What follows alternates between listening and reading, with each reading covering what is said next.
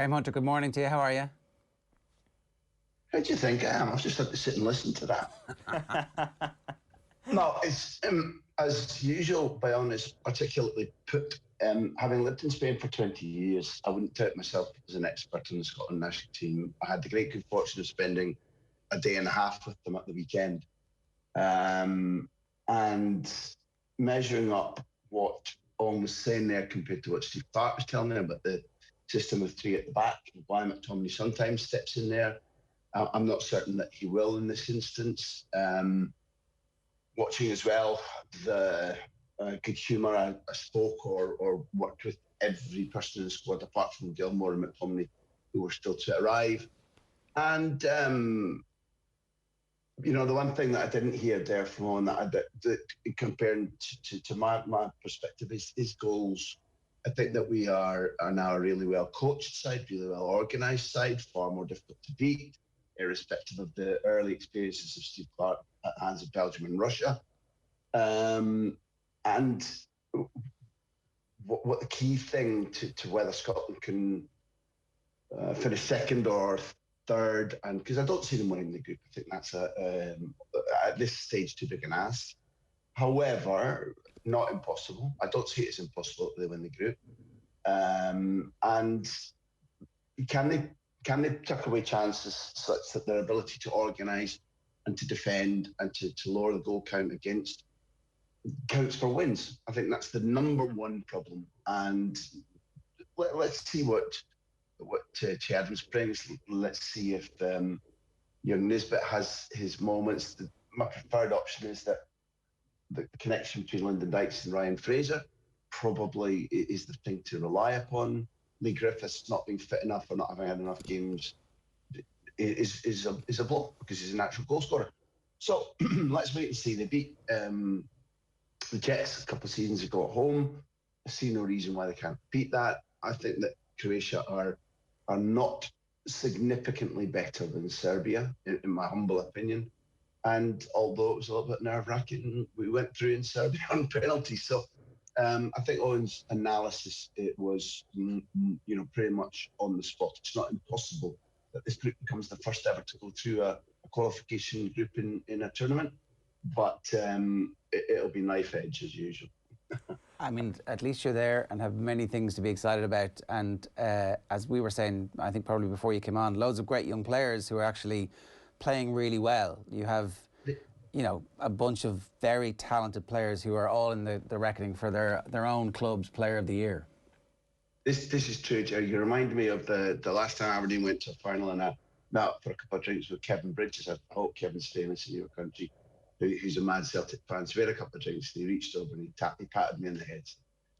You've done very well to get this far. So that feels a little. No, it's jealousy. It's pure, unadulterated jealousy on my part, as opposed to. Okay, but if you take what you and were both saying about the ranks through the squad of Scotland, it reminds me of watching Ireland from afar. Actually, travelling to go with Ireland around USA '94. If you looked at your greatest teams, Jack Charlton becomes something of an iconic figure, yes. But right through each division, there were players of high quality. I mean, in your case, really high quality occasionally, but they were well fired in competitive teams up in the top of the league in England. Now there's something resembling that in the Scotland squad. I think that's the key factor, that all of the good players upon whom Steve Clarke will first look to rely have gone through competitive seasons repeatedly with the top clubs in Scotland in the Champions League or the Europa League, but have repeatedly gone through seasons at English clubs with exceptional coaching. That's one of the points Steve Clarke made to me. I like the way that he's taken and moulded a good group. And I asked him if he found the players he was working with tactically astute, and he said thoroughly they were. That the things he's trying to tell them in limited time as an international manager are soaking in really quickly, because the vast majority of them are working in high pressure atmosphere, week in, week out, for coaches who teach them things. I think we are in an era of far more outright strategy, where players are asked to be more mentally gymnastic about tactical concepts, and therefore he feels that he's been gifted with a group who can receive and apply his instructions quickly. And I like that. And you know, we may not be dazzlingly beautiful to watch, but I think we're credible now. And to add qualification to credibility would hypothetically be a very exciting summer. Yeah. Well, look, I think a lot of people from this part of the world will be cheering them on for sure. Can I just? There's a big day today for the Euros. The debate about which of England's amazing right backs will end up being selected or not.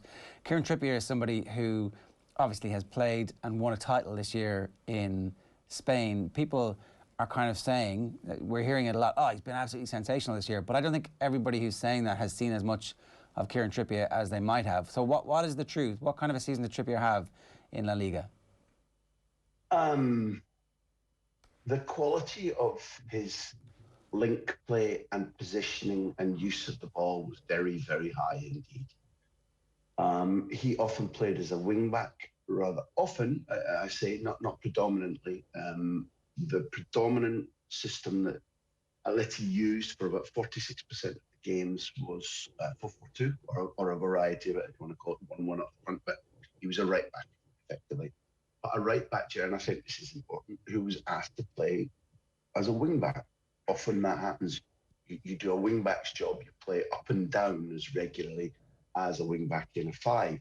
That's a demanding task because there's even less room for error in your timing of your runs, your choice of where to start them, how quickly you can get back. If you're playing as a wing back, you've got four. It's very, very demanding. So he stands out for that. His use of the ball is still very, very high class. Physically, well, for example, I thought that his ban was unjust. He came back from his ban with a lot of weeks not playing against Real Madrid in the second of the two Madrid derbies, and he was exceptional. It was the standout game of the season that he gave, for my taste. I would certainly take him. I'm aware, although I didn't watch as much of him at Spurs, I'm aware that people say, well, some of the same debate that's happening around Trent AlexanderArnold right now, defensively, blah, blah, blah. Trippier's defending seemed to me to be, there were no standout errors, I wouldn't have said.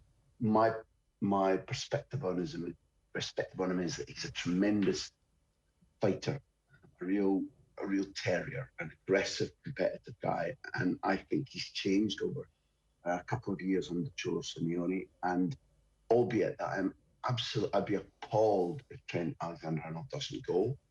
And it's clear that Reece James is in an exceptional form and is physically extremely important to the team. Trippier and Trent Alexander-Arnold are such good footballers, and in the case of Trent, is such a good user of the ball. So in my view, I take Trent and Trippier and Reece James for sure, simply because Trent Alexander-Arnold can play in such a different style, I think, from the other two, and in so many more positions. So it's a huge debate, I know, but you asked me about Trippier, and without question, he was one of the standout footballers for Atleti in winning the title for only the third time in 44 years. So it comes down to which one are you leaving out then? I do think that's the dilemma that people are having, that Walker is a banker because he's going to play on the right of a three. It sounds like Trippier could actually be the starter, Graham, so it is essentially a Reece James versus Trent Alexander-Arnold debate, which really is a difficult one for Gareth Southgate. It is a difficult one, and listen, the first thing to say is that one of the great things that managers have to do for their payslip is take brutal decisions, take them quickly, and as long as you've assessed the consequences, then damn the criticism, to hell. That's the thing that Ferguson has always said about one of the things that separated me from the pack was I looked at a thorny decision, I weighed up the consequences, and I took it. I didn't dilly-dally on it, and you don't need to always get it right. You need to get as high a percentage as possible right. But the thing is, don't prevaricate, do your business on the pot. Don't sit on it forever. So I'm not certain that if they were foolish enough to make me England manager, I wouldn't take all of them. In fact, I probably would simply because there's so many different positional things you can do with them. And the one thing that I thoroughly believe in across tournaments is that there will be guys that sit on the bench and don't really get any playing time. But if you look at those four, positionally, I think there's a lot of room for adaptation. But try your hardest. And I mean, listen, I've been watching tournaments since the first tournament I remember was 1970. Analysing them and thinking about them in depth for many, many, many years, professionally and as a fan. Don't leave out good footballers. Don't you leave out somebody who maybe is out of form, fine, hasn't been playing for the team, even though you'd love them to have been and you'd love to leave them out. Somebody who's just back from injury and you're risking it, predominantly leave them out. Not always, but predominantly. They won't have reached ramming speed for a tournament. If you've got four good footballers in one position, two or three of whom can change positions and give you other things, but one of whom opens games up and makes you goals. Goals change the mentality in the squad, not just positions in games and qualification from groups and winning tournaments. The message for me is that there's another sacrifice to be made in a different position, as far as I'm concerned, and all four of them should go. That makes a lot of sense. The whole goals thing, it's an overwhelming reason to bring Trent, because we've seen the impact that he's capable of having, and if you're a good manager, you should be able to get that out of him. Let's move on, because there's about 5 or 6 other things that I just wanted to get your quick takes on. Zidane obviously publishes his open letter, wins back the popular vote from any of the Madrid fans who might have been like, oh, I forgot that you were one of our greatest ever players and you won all those Champions Leagues and this crowd are still in charge. What a shower of charlatans they were that ran you out of our club. We love you, Zizou. It was as these things go, it was pretty tame ultimately, but it was always coming, and he riddled the body of the president with metaphorical bullets. I presume we haven't seen the last of Zizou as a manager? First of all, I think I've got a slightly different take on the letter that he wrote in Diario AS, whereby, number one, heaven bless sportsmen and women who, via whichever medium, are prepared to tell us their strong version of the truth. That's why there's an off-the-ball AM. That's why I've been able to spend my life in the industry that I love. Will there be another point of view from Florentino Perez? Yes, and he's used exactly the means that Zidane criticised to show it today. He's briefed Marca Florentino Perez. So Marca's front page on a day when the under-21s went through in the European Championship, and shortly after Barcelona won a treble, and with Kun Aguero arriving, with new manager, front page of Marca is Madrid are very disappointed. Oh, well, bollocks to you if I can say that at this time in the morning. In Zidane's letter, first of all, he didn't do it via the club because he wanted control. Secondly, he makes a very clear point: the best thing in his life, as far as he's concerned, was being picked to play and then manage Real Madrid. And he specifically thanks Florentino Perez for that. And then he says, there was a point in the season when I felt I was being undermined, because I know that the papers, when they run Zidane's job is in jeopardy, had that blessing from the president. In the middle of the season, neither the players nor I needed to know that the president was briefing the media rather than talking directly to me. And I felt, Zidane said, that they lacked memory. They lacked memory for the things, not that I'd won, the things I had consistently done with this squad. And he said the players rescued time and time again when it felt like we were on, our last live of 9. The players rescued me. Thank you for that, because they know what I felt about them and I know what they felt about me. It's a really good letter. And it's constructive, Jared. Riddling with bullets maybe, but it's constructive. It points out the fact that if you have a manager, and he doesn't just say, poor old me, at all. He talks about the Madrid board and president being happy to forget about the need for stability and the need for support for a manager, and also a manager who's been denied reinforcements the previous summer. So he makes good constructive points via which, if anybody's listening, Real Madrid could become stronger. So for me, it's a much bigger event, and it's a much more interesting text. And chapeau, Zidane. I don't think Florentino Perez is at his sharpest right now. I think age is beginning to take a toll. And I think that Real Madrid, having seen them just re-elected unopposed, have got another difficulty there in the way that, because across his 21 years, the success ratio is extraordinary. Even though I'm not a particular direct fan of Florentino Perez, it is absolutely unavoidable that his methods, percentage-wise, pound for pound, have come good for his club. Is there a problem going forward? Zidane says so. I think he's right. I think he said it in a constructive way. And I forget that you added a rider on your question about seeing him back. Yeah. He'll be back for sure. At Juve when that job comes next free, or France when that job comes next free, or is there something else? Is there, like, does he have to work? Because he's always worked at Real, we have the sense that that's what his future is. But is there a possibility that he fetches up somewhere completely random?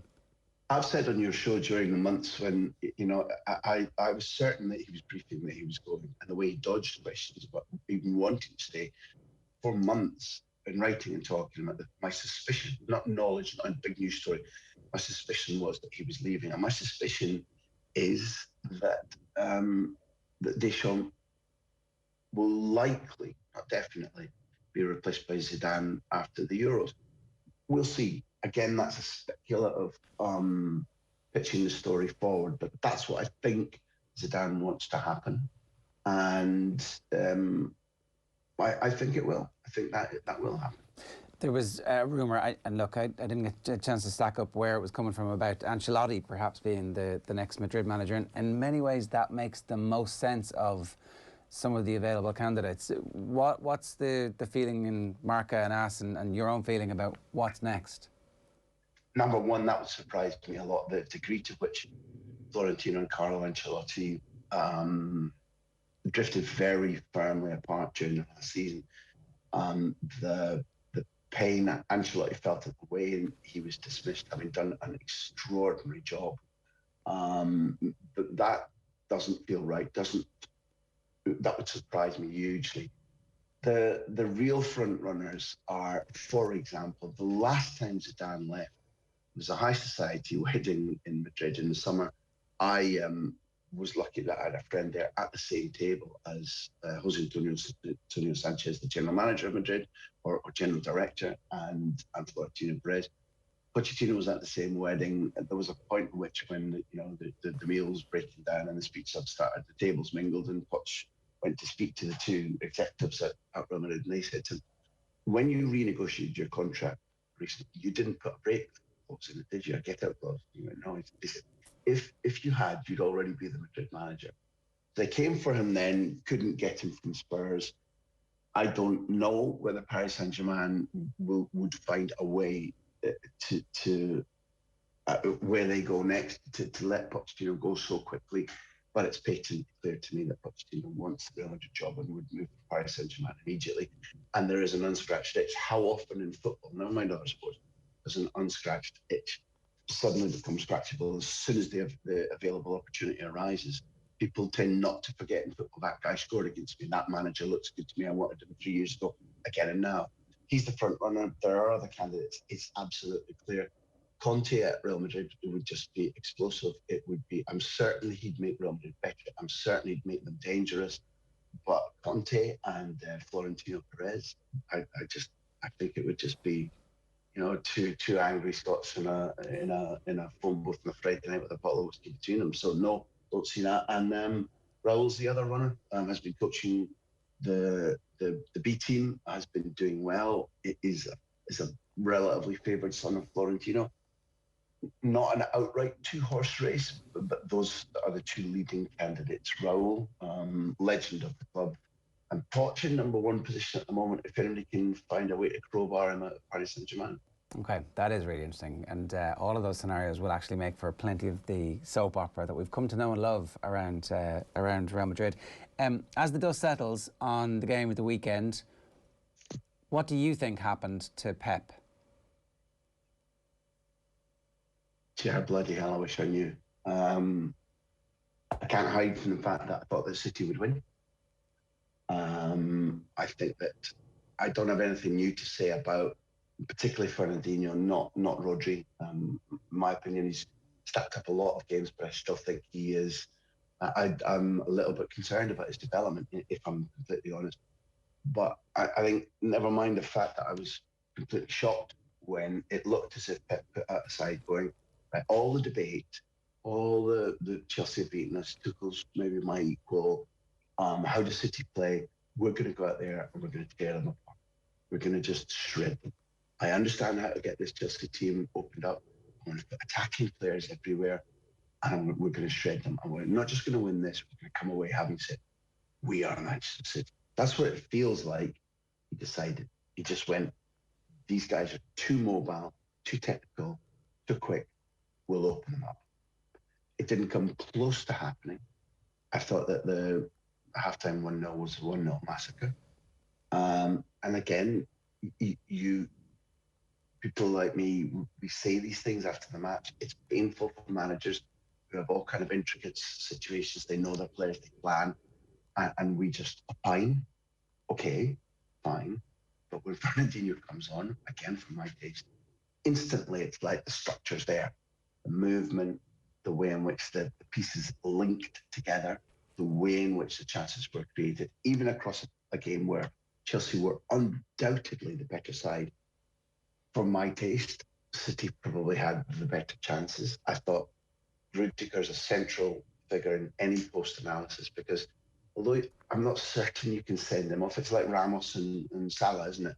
I completely contend that Ramos only meant to prevent to take Salah down and said, there you go, and it prevent a really dangerous counter. Rudiger was told, never let De Bruyne go past you, never let these players do exactly what Pep was asking them to do, which is create space, flood. And he steps in and it's a deliberate, really deliberate body check. Does that go straight to a red?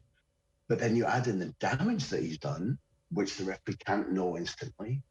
Amber cards is something that gets talked about a lot over here. It's between a yellow and red. It was. And that had a massive game-changing effect, but also Rudiger's tackle. I really enjoyed the final. I've heard a lot of opinions that are different from mine. I thought it was a fascinating game. I'd signed for a lot of finals to look and feel like that. Were there shots raining everywhere with 5-goal share? No. But the amount of skill we saw, the amount of heroic stuff we saw, the Rudiger tackle on for Foden was astounding. Foden's finish off his left foot, if he chooses the base, I'm not criticising. If he chooses the right foot finish, he gets the shot away earlier. And Rudiger probably doesn't get there. But he wants to, because he's got technique, he wants to use the outs of his left foot and bend it past the keeper, where there's no chance Monty's going to reach it. Rudiger's tackle is gigantic.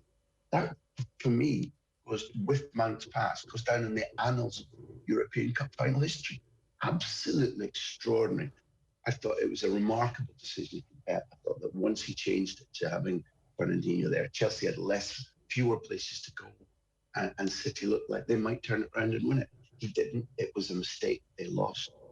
He wipes his face. He wipes his hands. He picks himself up and he starts all over again. Well, is this some Greek tragedy we're watching where his fatal flaw is obvious to all of us but not him? Or is this just football where he made a mistake and actually it's not a catastrophe, it's literally just a mistake that a manager makes in selection and that we're overreacting because we've seen it a couple of times from him and you piece it all together and it becomes the singular narrative, and that's a continuum as opposed to this game is separate. It's a final. He's clearly got one of the best teams in world football at the moment. They're going to be again next season.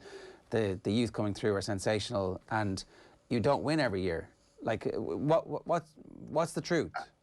I think over my lifetime in sport, things have changed dramatically, and I understand why people will say it's not good enough to have had. I think it was 3 semi-finals with Bayern Munich, and a quarter-final with Manchester City. Was that twice quarter-final? Yes, I think it was. I think Spurs and Lyon were both quarters, and now a final.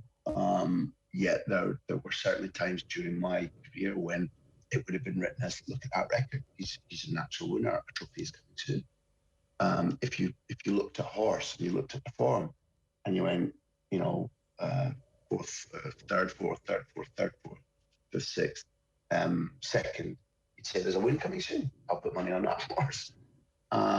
Because it's Bayern Munich, because it's Manchester City, because it's Pep Guardiola, the critical analysis does change, in my opinion. He said in the Bayern Munich Real Madrid game where they got thrashed, I made a mistake. I listened to the players. I did what they asked me to. It was my mistake. He's assumed that. He said it out loud. The semi-final against Barcelona was simply extraordinary. One of the best games I've ever seen the Neymar Suarez Messi partnership produce. And for 77 minutes, the first leg, where Lewandowski missed a couple of big chances. It's 0-0, and it's an epic game. And there's a rally in the second leg where Bayern Munich shoot ahead and then get clawed back. And that wasn't part of the narrative, so take it out. And the first part of the narrative, losing 1-0 at Bernabeu and then losing heavily at home, he said, look, I did screw that up. After which, he's 13 minutes from going through against Monaco. After which, against Spurs, the ball clearly comes off. Probably their offside goal is correctly called, but the ball clearly comes off Llorente. And the rules are changed after. Say that can't happen anymore. There's a bigger story than the single thread narrative about Pep overthinks. That's the narrative you're talking about, that he keeps getting himself into a muddle. I think rather than overthinking, I think he was overambitious against Chelsea. I think it stung him about the Tuchel's the new kid on the screen, and although they're still friends. And I asked Pep, I had an interview with him 6-7 days before the final. I said, look, have you shared too much with Tuchel? Does he know you too well through this friendship? And I went, hold on a second. In these chats, these dinners that we have, I've learned as much of him. It's been good for me. That's his point of view. So, I'm not going to be sitting here as I think some people see me as a kind of Pep defender, somebody who always. I think he made a clear mistake. I think that it was once corrected. It almost brought them back into the final the next time. And secondly, it showed that the first half had been a mistake. It was equally a mistake not to change a half. So whether that fits into the way in which, for example, Lyon were peppered by Manchester City, and Dembele comes on, and particularly the goal on the break in a pandemic year, I'm unconvinced that there's one overriding narrative that he can't win the Champions League without Messi, Xavi, and Iniesta. I don't believe that. I think his record suggests that he will win it. I think his determination, his attention to detail will increase after this. And I think he's somebody who can learn from having got it wrong against Chelsea. But I will say that, in my opinion, if he could rerun that game, he wouldn't start without Fernandinho. That makes sense. Graham, great to have you with us. Thanks a million. Cheers. Great pleasure.